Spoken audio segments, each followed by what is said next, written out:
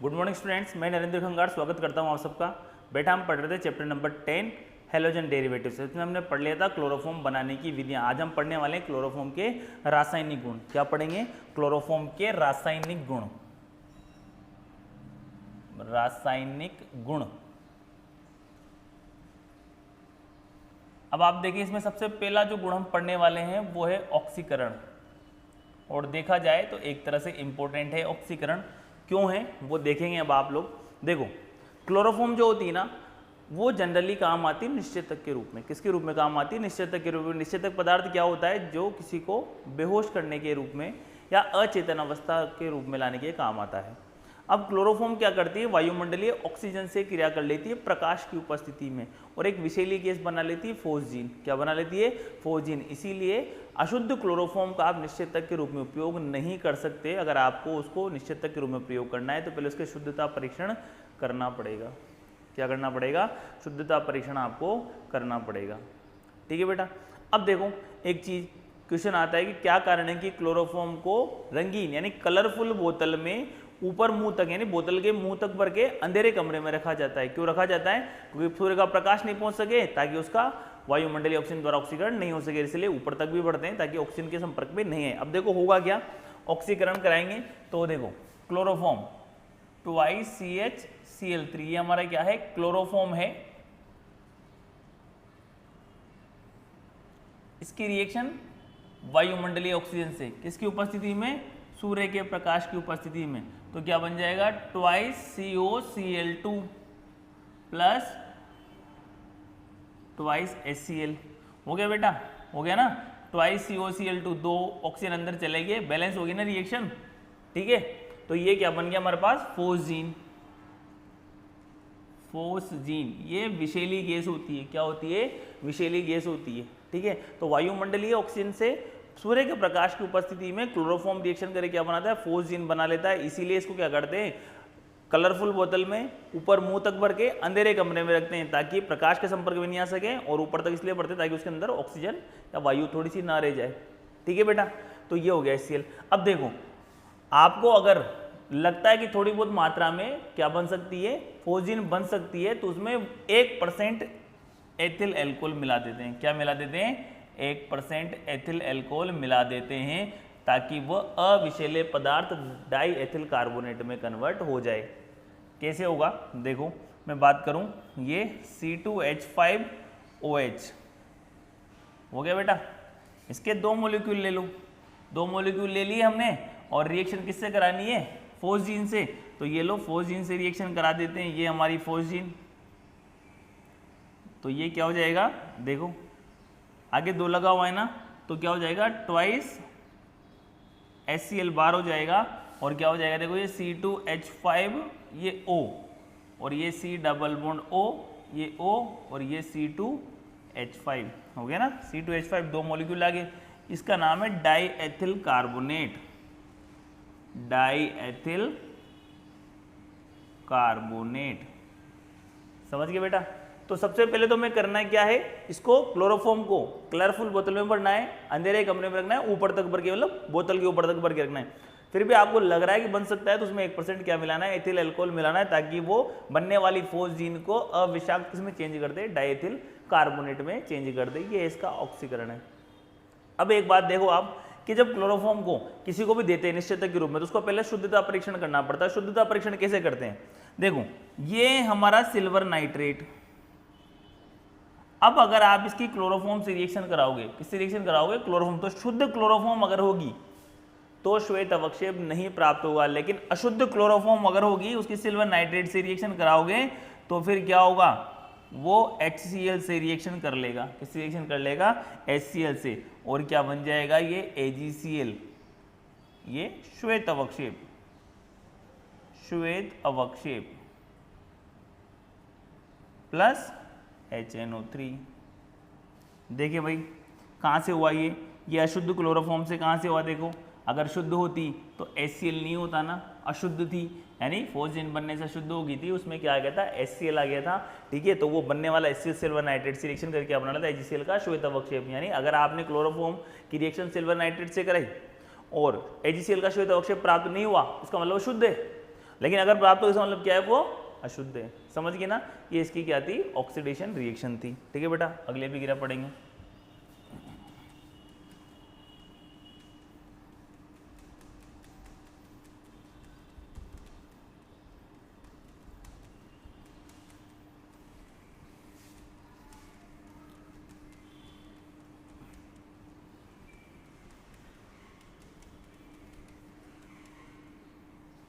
ऑक्सीकरण होगी तो अगली अभिक्रिया अपचयन। अपचयन देखो, अलग अलग अपचय की उपस्थिति में अलग अलग पदार्थ प्राप्त होंगे। अगर आपने जिंक प्लस HCl लिया तो डाइक्लोरोमेथेन प्राप्त होगा। अगर आपने जिंक प्लस जलवाष्प लिया तो आपको मेथेन प्राप्त होगा। देखो कैसे होगा, फॉर एग्जाम्पल ये CHCl3, आपने ये हाइड्रोजन ले लिया इसके अपचयन के लिए, और किसकी प्रेजेंस में लिया, ये अपचय ले लिया जिंक प्लस HCl, इसकी उपस्थिति में लिया तो हमें क्या प्राप्त होगा, डाइक्लोरोमेथेन। यानी इसके कितने नवजात हाइड्रोजन कितने काम आएंगे, 2 काम आएंगे। यानी क्या होगा, यहाँ से देखो क्या होने वाला है हमारे पास, -HCl, एक H और एक Cl बाहर निकल गया, और एक H किसके साथ जुड़ गया, इस साथ, तो क्या हो गया CH2Cl2, डाइक्लोरोमेथेन, डाइक्लोरोमेथेन। ठीक है बेटा, अब देखो अगर आपने अपचय चेंज किया CHCl3 प्लस ये हाइड्रोजन ही ले लिया, लेकिन इस बार आपने क्या करा, ये जिंक प्लस H2O ले लिया, वो भी वेपर जल वाष्प है, V मतलब वेपर फेज जल वाष्प है, तो इसके 6 हाइड्रोजन काम आने वाले हैं। यानी 3 क्लोरीन 3 हाइड्रोजन बार -3 HCl, और हमें क्या प्राप्त हो गया, मेथेन। क्या प्राप्त हो गया हमें, मेथेन। समझ गया ना, तो अब चेन पर क्या बनेगा, अगर आपने जिंक प्लस HCl लिया तो डाइक्लोरोमेथेन, जिंक प्लस जलवाष्प ली तो क्या बनेगा, मेथेन बनेगा। ठीक है बेटा, अगली रिएक्शन पढ़ेंगे।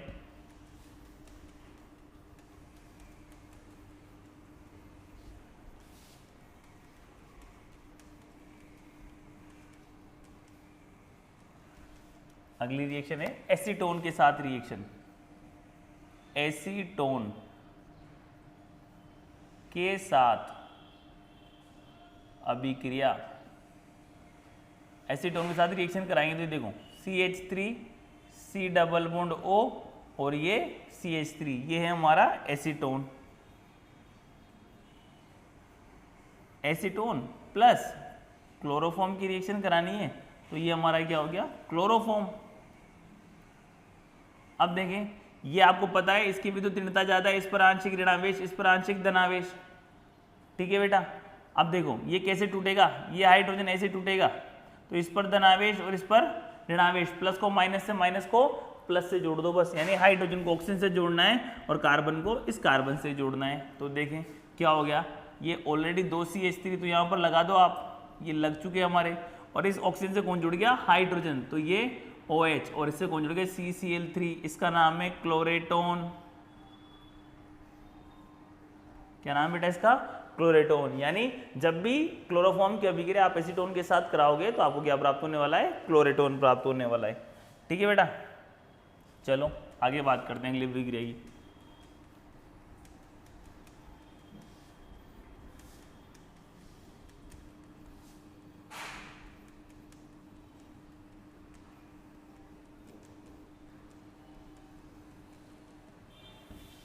अगली अभिक्रिया जो है वह है जल अपघटन।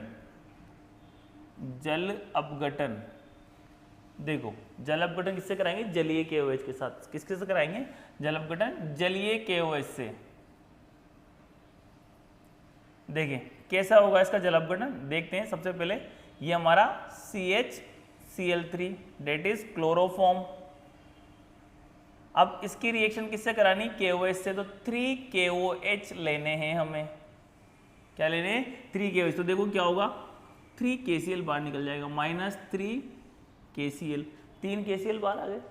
ठीक है, तो क्या हो गया, देखो अब देखना, ये CH बचा, इधर से 3 OH बचे, ये OH, ये वाला OH और ये वाला OH। तुम्हें पता ही है, मैंने पहले बता दिया, अगर एक ही कार्बन पर एक से अधिक हाइड्रोक्सी ग्रुप है तो बल्कि ग्रुप होने के कारण वो अनस्टेबल होगा, तुरंत जल के अणु का निष्कासन करके किसी और कंपाउंड में परिवर्तित हो जाएगा। ठीक है, तो ये क्या हो जाएगा, इधर से देखिए ये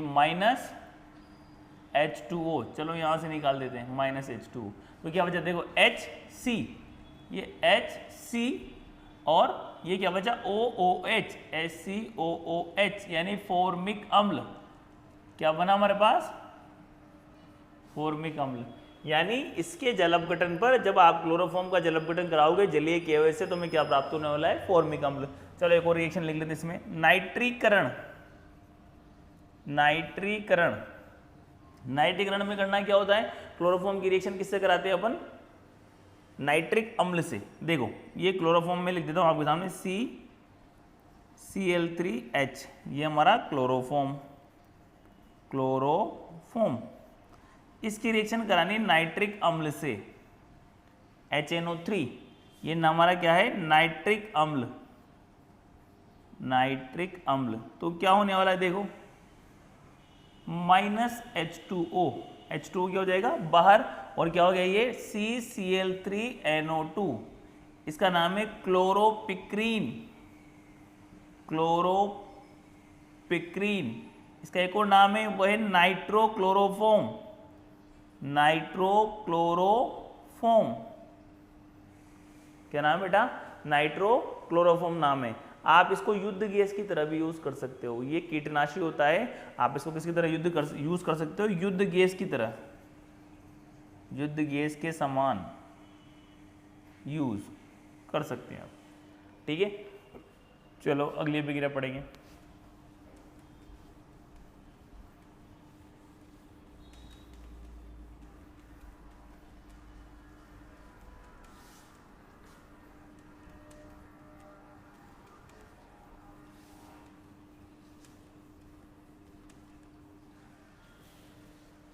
देखो अगली अभिक्रिया है क्लोरीनीकरण, क्लोरीनीकरण यानी ये CHCl3, इसकी रिएक्शन किससे करानी है, क्लोरीन के साथ। रिएक्शन हम ऑलरेडी पढ़ चुके हैं, किसकी उपस्थिति में होगी बेटा, प्रकाश की उपस्थिति में। क्लोरीनीकरण का मतलब क्लोरीन जोड़ना है क्लोरोफॉर्म से, तो ये एक H और एक Cl बाहर हो जाएगा, -HCl, और क्या बन गया CCl4, carbon tetrachloride, carbon tetrachloride हो गया। चलो अगली अभिक्रिया लिखते हैं, सिल्वर चूर्ण के साथ अभिक्रिया।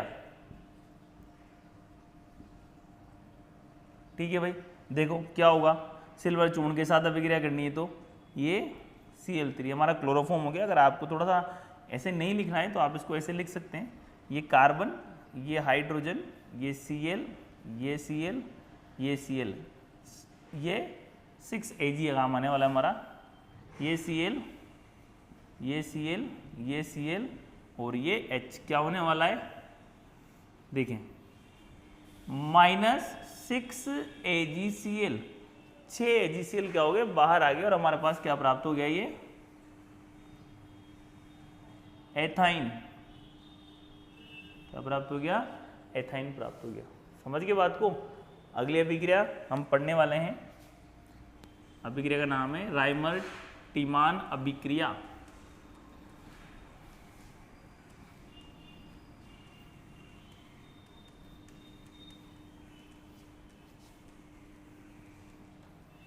क्या नाम है अभिक्रिया का, राइमर टीमान।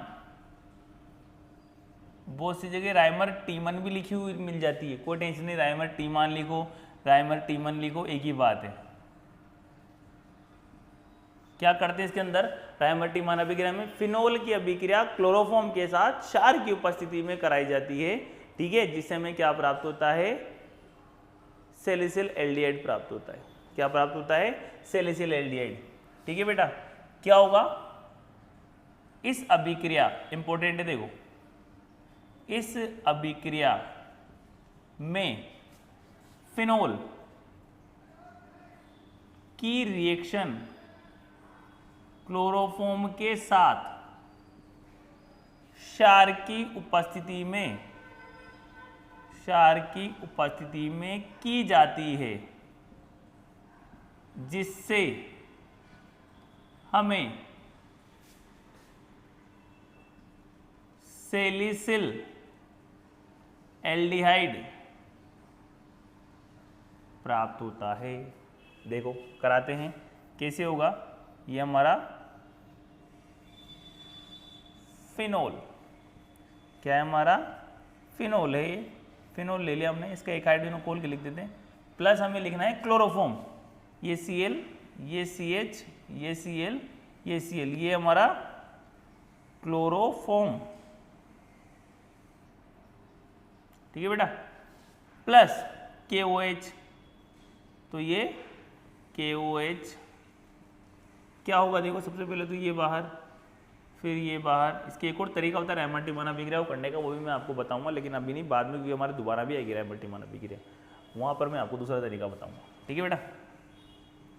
देखें क्या होगा, minus HCl minus twice KCl, ठीक है।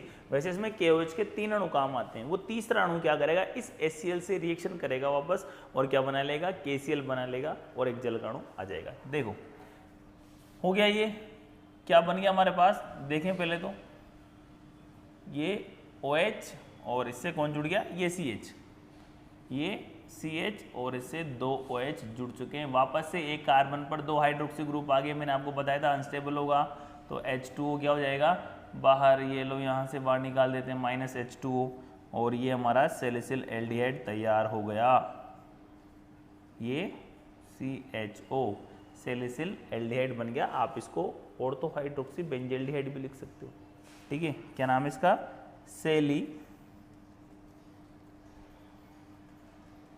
डिहाइड, सैलिसिल एल्डिहाइड, ठीक है।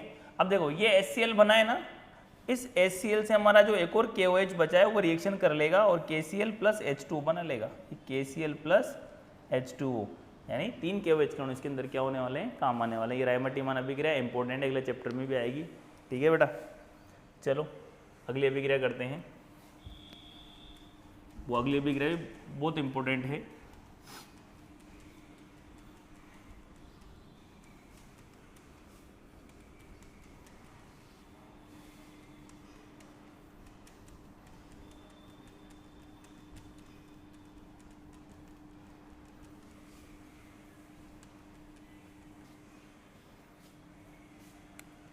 उस अभिक्रिया का नाम है हाफमान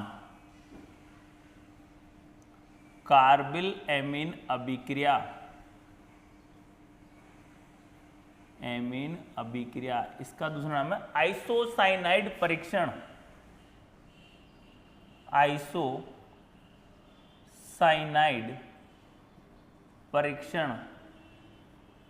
बेटा ये हमारे क्या है, 2-3 बार आएगी अभिक्रिया भी, इंपॉर्टेंट है, ध्यान रखना, आरबीसी के हिसाब से इंपॉर्टेंट है, पूछी गई है आरबीसी में, रायमार्टिमाना भी पहले पूछ ली गई है, हाफमान कार्बिल एमीन भी पूछ ली गई है, ठीक है ना। अब देखो वर्तमान समय में क्या है, जो IUPAC है उसने क्या कर दिया, जो आइसोसाइनाइड होती है उसको कार्बिल एमीन बोलने लगे। कार्बिल एमीन क्या होता है, एक दुर्गंध युक्त पदार्थ है, दुर्गंध आती है, यानी आइसोसाइनाइड बनता है इसके अंदर, ठीक है। अब देखो होता क्या, इसके अंदर क्या कराते हैं, इस अभिक्रिया में, इस अभिक्रिया में 1 डिग्री एमीन, प्राइमरी एमीन की अभिक्रिया, प्राइमरी एमीन की अभिक्रिया क्लोरोफॉर्म के साथ, क्लोरोफॉर्म व क्षार के साथ की जाती है। तुम ऐसे भी लिख सकते हो, क्लोरोफॉर्म के साथ क्षार की उपस्थिति में की जाती है, जिससे हमें दुर्गंध युक्त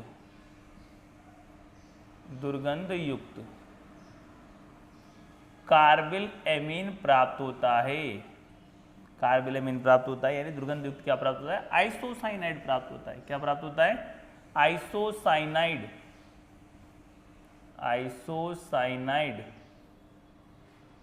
प्राप्त होता है, जिसे कार्बिल एमीन भी कहा जाता है, कार्बिल एमीन भी क्या कहा जाता है। कराते हैं रिएक्शन, चलो।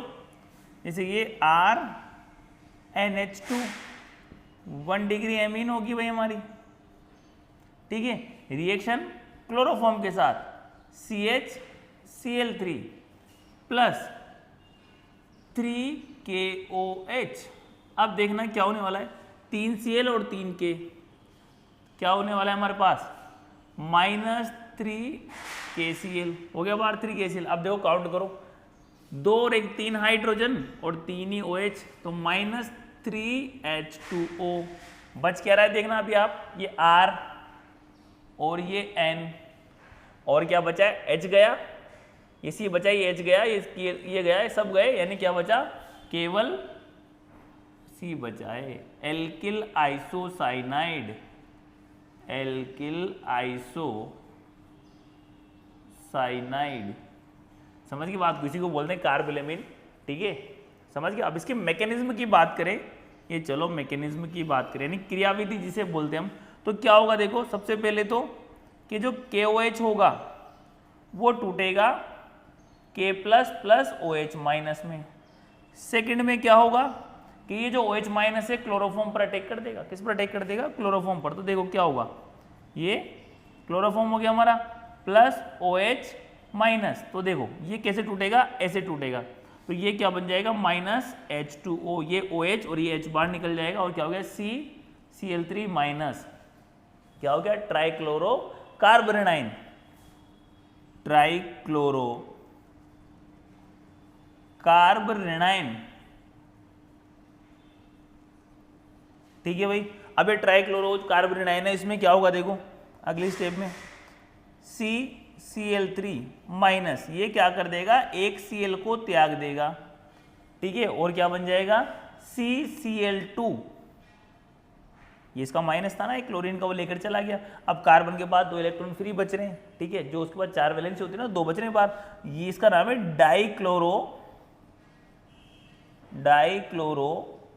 कार्बीन। क्या होता है बेटा, मध्यवर्ती होता है, यानी इंटरमीडिएट, क्या होता है, मध्यवर्ती होता है, इंटरमीडिएट हम इसे बोलते हैं। आगे देखो अगले में क्या होने वाला है कि ये जो डाइक्लोरोकार्बीन है वो किससे रिएक्ट करेगा, प्राथमिक, देखो ये भी भाग ले लिया अभी तक, ये भी भाग ले लिया, इसने भाग नहीं लिया, तो ये क्या होगा देखो RN, और हमारे पास क्या है ये H2, RNH2 प्लस ये डाइक्लोरोकार्बीन लिखना है ना, ये डाइक्लोरोकार्बीन लिख दिया हमने, तो क्या होगा देखो ये -2HCl, -2HCl हो गया, 2 HCl बार, और क्या बन गया ये RNC,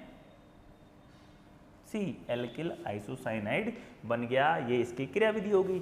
सुपर इंपॉर्टेंट रिएक्शन है, ध्यान रखना, पहले बता रहा हूँ आरबीसी के हिसाब से, ठीक है बेटा। चलो अगली अभिक्रिया करते हैं।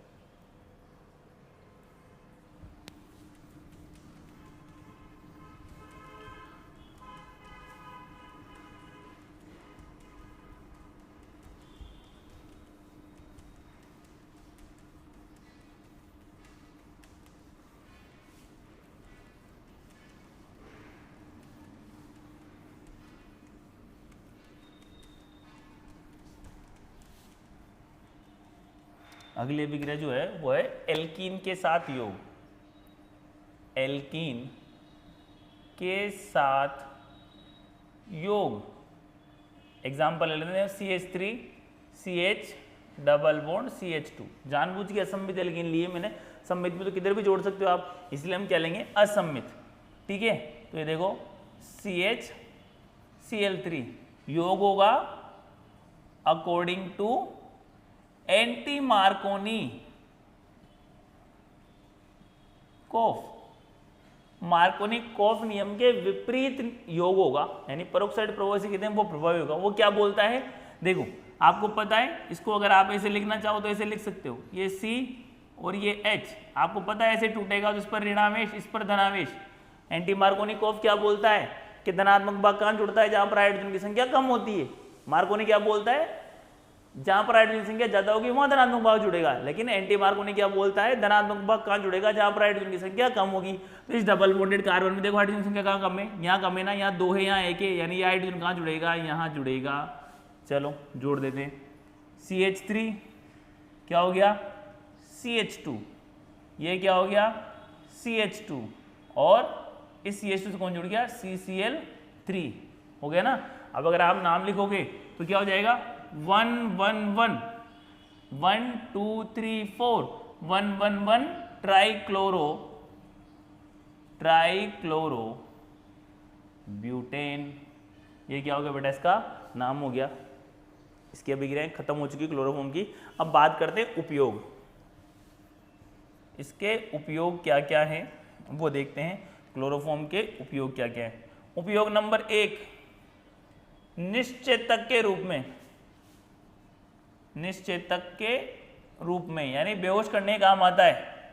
नंबर 2, विलायक के रूप में, विलायक के रूप में यानी विलायक के रूप में भी क्या होता है, काम आ जाता है। नंबर 3, प्रयोगशाला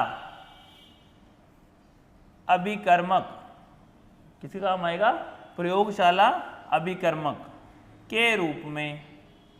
आगे लिख सकते हो क्लोरोपिक्रीन, क्लोरेटोन आदि के निर्माण में। समझ गए बात को बेटा? ठीक है, तो ये क्लोरोफॉर्म हमारा समाप्त हो चुका है। हम अगली जो वीडियो होगा हमारा या अगला जो लेक्चर होगा उसमें हम पढ़ने वाले हैं आयोडोफॉर्म के बारे में। ठीक है बेटा, अगर वीडियो पसंद आया तो वीडियो को प्लीज़ लाइक करें, शेयर करें, और अभी तक आपने मेरे चैनल को सब्सक्राइब नहीं किया तो प्लीज़ चैनल सब्सक्राइब करें और बेल आइकन को दबाकर ऑल पर क्लिक कर दें ताकि मेरा हर वीडियो आप तक पहुँच सके। ठीक है, मिलते हैं नेक्स्ट वीडियो में, तब तक के लिए धन्यवाद, जय हिंद।